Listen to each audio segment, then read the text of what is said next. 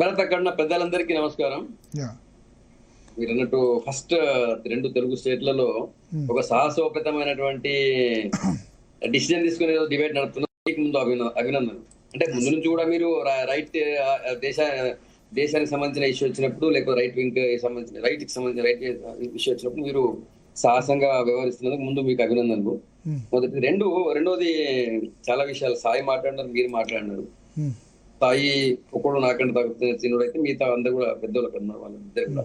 వాళ్ళ నుంచి నేను గిరిధర్ మామిడి గారి వీడియోస్ నుంచి, తర్వాత మురళీ సార్ వీడియోస్ చూసి నేను చాలా విషయాలు నేను నేర్చుకున్నాను. ఈరోజు వాళ్ళతో కూర్చున్నందుకు ఈ డిబేట్ వాళ్ళ ఓకే హ్యాపీ. 100% ఇంతకు ముందు సాయి అన్నట్టు కొద్దిగా నేను పార్టీలో ఉన్నా కాబట్టి, జర్నలిజం వదిలేసి పార్టీకి వచ్చినా కాబట్టి పార్టీ ఏంది అనేది మాట్లాడాలి. నేను అదే మాట్లాడతాను. మీరంతా స్వేచ్ఛా పరులు, మీరు ఏదైనా మాట్లాడవచ్చు. మీరన్నట్టు ఈవెన్ జాతీయవాదానికి సంబంధించిన ఇష్యూలో కూడా. అయితే ఒకటి భరత్, మీరు మాటల్లో మీరు పదే మీరు ఒక విషయం మీరు ప్రస్తావించారు, సాయి కూడా ప్రస్తావించారు. దేశ సమగ్రతకు భంగం కలిగేటువంటి పరిస్థితి ఇక ముందు కూడా ఉండదా అని చెప్పి. మీకు బాగా తెలుసు, మాకు గురుతులుగా ఉన్నటువంటి ఇద్దరికి కూడా తెలుసు పెద్దలకి, nation first party self last BJP సిద్ధాంతం అది.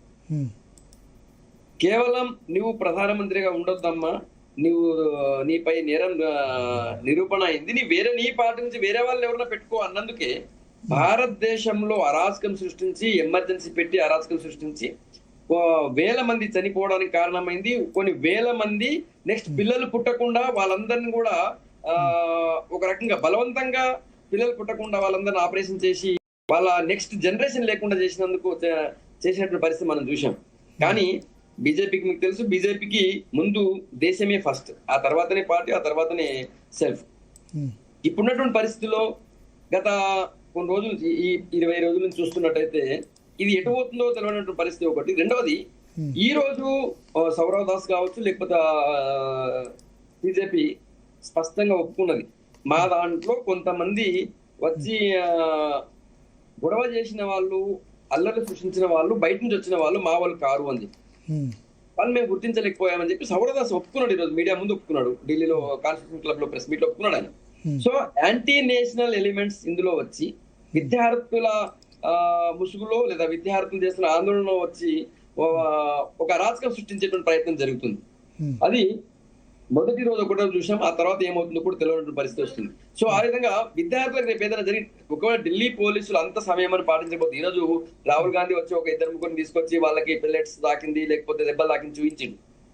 118 మంది పోలీసులు ఆఫీసర్లు, ఐపీఎస్, అందులో ఒక 7-8 మంది ఐపీఎస్లు సీరియస్ ఇంజూర్ అయిపోయారు. ఒక్క ఐపీఎస్ మీద దాదాపు ఒక 50-60 మంది మీద పడి మాస్ లించింగ్ చేస్తే వారి పరిస్థితి ఏంది, లోపల ఏ బొక్క ఇరిగిపోయింది కూడా ఆయనకి తెలియని పరిస్థితి ఉంది. ఈరోజు ఎక్కడ దెబ్బలాకిన తెలియని పరిస్థితులు ఉంది. తర్వాత ఎంతమంది ర్యాపిడ్ యాక్షన్ పోలీసుల మీద దాడి చేసి ఒక్కొక్క వెనక 50 మంది పడి రాళ్ళతో కొడతారా? సో ఇదంతా జరుగుతుంటే ఇదంతా ఎటు పోతుందో అర్థం కాని పరిస్థితి ఒకటి. రెండవది, విద్యార్థుల యొక్క మాట మోడీ గారు వింటారు అనేది ఈ రోజు కూడా అర్థమైపోయింది. కాకపోతే మీరు అన్నట్టు రేపు ఇంకో విద్యార్థి వచ్చి ఇంకో డిమాండ్ చేస్తాడు, రేపు ఇంకోటి చేస్తాడు, అన్నిటికీ ఇట్లా ఉండకపోవచ్చు, ఇట్లా ఉండదు కూడా. ఇప్పుడు పరిస్థితిలో ఇప్పుడు ఒక తప్పు జరిగింది, కానీ ఇమ్మీడియట్ గా, ఎందుకంటే ఇప్పుడు అదే దానిలో ఆర్టికల్ 370 మళ్ళా పునరుద్ధరించాలని అన్న డిమాండ్ చేసిన వాళ్ళు కూడా ఉన్నారు. దాని మీద ఉద్యమం చేస్తామంటే ఈ విషయాన్ని మీరు కూడా నేను ప్రస్తావించి మీరు చాలా సార్లు ప్రస్తావించారు. అది ఈ విద్యార్థులు వాడు విద్యార్థి అని చెప్పి మీరు డైరెక్ట్ గా ప్రశ్నించారు కూడా. అది నేనేమంటున్నా అంటే, ఈ రోజు కేవలం మోడీ గారు విద్యార్థి యువతకి ఎంత ప్రాధాన్యత ఇస్తారు, యువత యొక్క ఆవేశాన్ని, యువత యొక్క భావోద్వేగాన్ని ఎంత గౌరవిస్తారనేందుకు ఈరోజు ఆయన తీసుకున్నటువంటి ఒక నిర్ణయం ఇది, అంతకంటే ఏం కాదు. మొదటిది. రెండవది, ధర్మేంద్ర ప్రధాన్ గారి రాజీనామా కేవలం దేశ భద్రతకు భంగం వాటిని ప్రమాదం రాబోతుందేమో, ఈ విద్యార్థుల ఈ గ్రూప్ లో చేరి కొంతమంది చేసే ప్రమాదం ఉందేమో ఒక ఆలోచనతో కూడా తీసుకున్నట్టుగా ఆయన సెకండ్ పేజ్ లో, ఆయన రాసినటువంటి లెటర్ లో సెకండ్ పేజ్ లో కూడా ఉంది.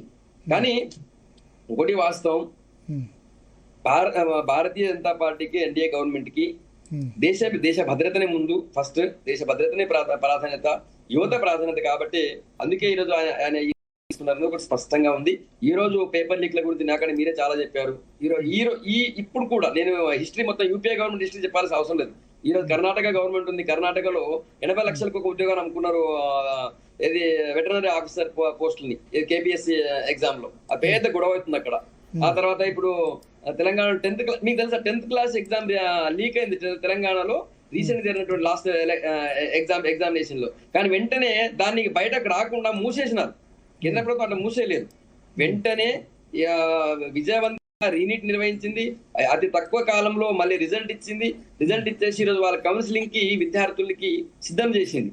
సో అందుకే మీ ఇంత సాయి చాలా స్పష్టంగా అడిగింది, ఇన్ని రోజులు ఏం చేసినారు? ఇన్ని రోజులు మా ప్రాధాన్యత సాయి, మా ప్రాధాన్యత కేంద్ర ప్రభుత్వం యొక్క ప్రాధాన్యత ముందు ఇమ్మీడియట్ గా వాళ్ళ విద్యార్థి యొక్క ఇయర్ లాస్ కాకుండా, ఈ విద్యార్థికి ఉన్నటువంటి టైంలో ఒక్క ఎక్స్ట్రా డే కూడా లాస్ కాకుండా ఉండేది. ఎందుకంటే ఆ కౌన్సిలింగ్ జరిగినప్పుడు ఇదే జరిగేది.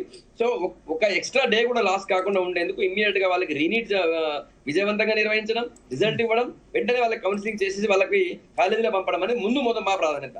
రిజల్ట్ 16th నైట్ వచ్చింది, 17th వరకు చూశారు. మళ్ళీ అందులో ఏమన్నా రిజల్ట్ ఏమైనా ఇష్యూస్ ఉన్నాయేమన్నా ఒక 1 day వెయిట్ చేశారు. 19th రోజు 19th అన్ని హాస్పిటల్ తీసుకెళ్తారు. అక్కడ అయిన తర్వాత అంత పరిణామాలు మీకు అందరికీ తెలుసు. ఆ తర్వాత 3 సార్లు సిజేపీ వాళ్ళు చర్చలకు పిలిచారు.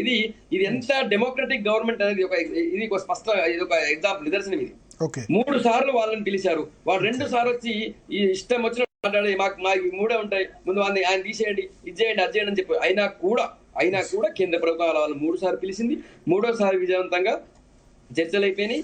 మొత్తానికైతే ఈ నీట్ ఒకటే కాదు, ఇక ముందు కూడా ఎవడు కూడా పేపర్ లీక్ చేయకుండా ఉండేందుకు అత్యంత కఠినమైనటువంటి చట్టం తీసుకొచ్చింది కేంద్ర ప్రభుత్వం. తర్వాత ఫాస్ట్ ట్రాక్ కోర్టు పెట్టింది. ఒక వర్డ్ చెప్పి ముగిస్తా, పెద్దలున్నారు అక్కడ.